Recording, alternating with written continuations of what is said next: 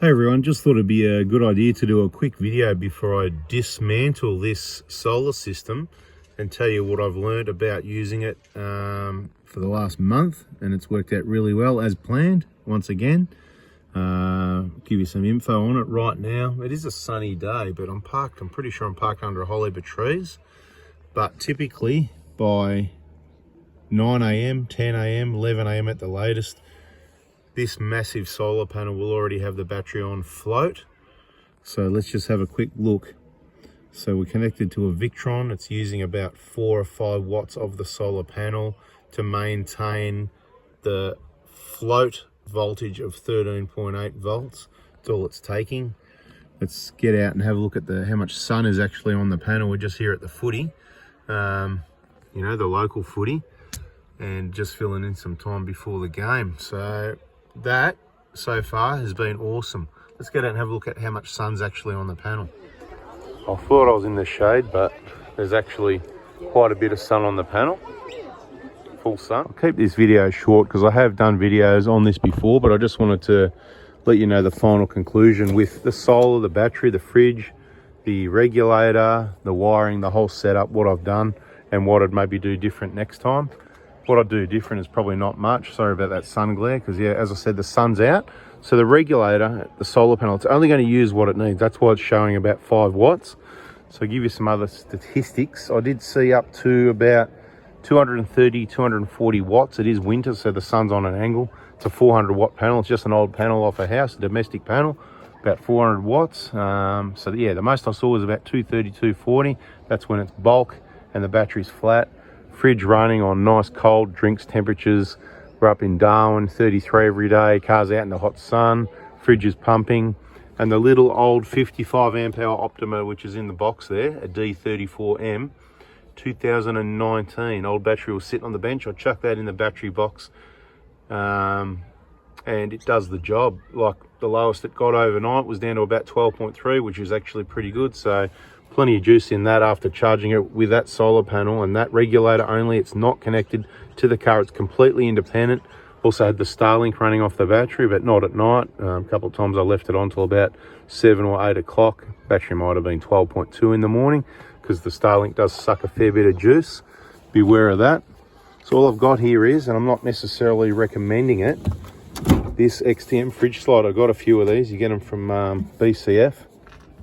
This release button on this one has got a bit, that time it's really good, right? No issues there. But what happens is also you pull it out and it locks out, or sometimes it locks out like that, and then you go to release this, like you really got to give it a good, and it wasn't like that at the start, so I don't know if there's something going on in the mechanism at the moment. So all I'm doing is not pulling it all the way till it locks most of the time, although like that time, see, it locked already, I didn't have to pull it out hard. So something to be aware of. So just sort of demonstrate. Can't really close it one-handed like you should be able to. So this one, this will be going back under warranty because I don't deal with stuff that's too hard, so this will be getting refunded. The other reason this has probably happened, works out really good for me, because it is a genuine warranty concern and I'll get a refund. I'll go, no, I don't want to deal with that again. But what I should have done, because it's a Patrol and it's got a door up there and not like a Prado door that swings open, I can't have a table there. So I should have got the fridge slide with a table that comes out underneath the fridge, which would have been a good idea. So it might be an upgrade for next time, but I don't actually need this at the moment. I've got a couple of those in other vehicles. I can take the one out of the Hilux to use in here temporarily, but all this will be coming out. It was a temporary setup, which is why put the wire. I just did a dodgy temporary, it's all secured here. Plug there, you can unplug it, clips there. Bit of wind drag might have ripped that off a little bit. Over the seal, didn't really leak, but if I put it in again, what I'll do, I'll run the wire more permanently and I'll actually leave the wire in the vehicle. So I'd probably bring it down the side underneath, in past with a tow bar, wiring grommet, something along those lines where you wouldn't see it coming in somewhere. And then I'd leave the wiring there so I can take the fridge slide and the battery box out when I'm not using it, because it's rare that I'm going to need a fridge in this vehicle, is the plan at the moment. And I can just pop the battery box, regulator and fridge back in for a trip as required. But yeah, worked really well. Certainly didn't need to be connected to the vehicle. So I worked out if this isn't working to release, you just come to the side here and go and push that down, but you still need, well, if you do that, you don't need 2 hands. So that's a solution to solve the problem.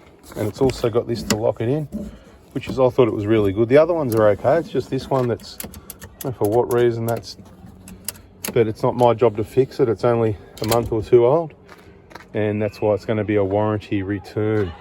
So yeah, having such a massive solar panel, I've tested it in Melbourne. It can be a cloudy day and there's still gets enough from that panel well and truly to have the battery on float before lunch every day. You can be parked under trees. There's only a bit of sun coming through. It does really well. It's way oversized. It is heavy, so consider if you're going to, do it yourself or not, because it is heavy. But it's compared to putting a 120 or 180 watt solar panel, it's just amazing. So you certainly don't need it connected to the car. Independent, good for if you just want to add it in and remove it.